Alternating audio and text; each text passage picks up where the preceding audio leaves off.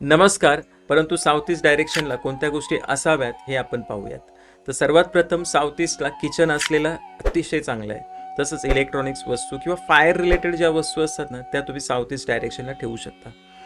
जर आता ह्या पॉझिटिव्ह गोष्टी असतील तर काय पॉझिटिव्ह इम्पॅक्ट होईल? किचन जर या डायरेक्शनला आलं असेल तर तुमच्या घरामध्ये बरकत राहील. आणि किचनमध्ये जी व्यक्ती काम करते तिचा फेस हा ईस्ट डायरेक्शनकडे असावा, कारण त्यामुळे काय होईल, त्या व्यक्तीची हेल्थ चांगली राहील.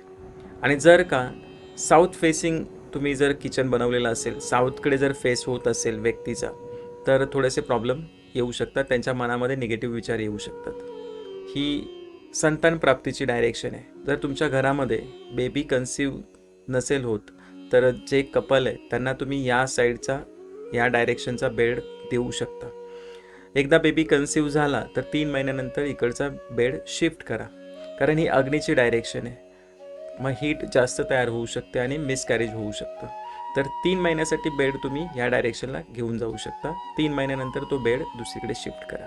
त्याच्यानंतर जर काही तुमच्याकडे इकडे निगेटिव्ह गोष्टी असतील तुमच्या घरामध्ये साऊथ ईस्ट डायरेक्शनला, तर तुम्ही त्याला रेमेडी करू शकता.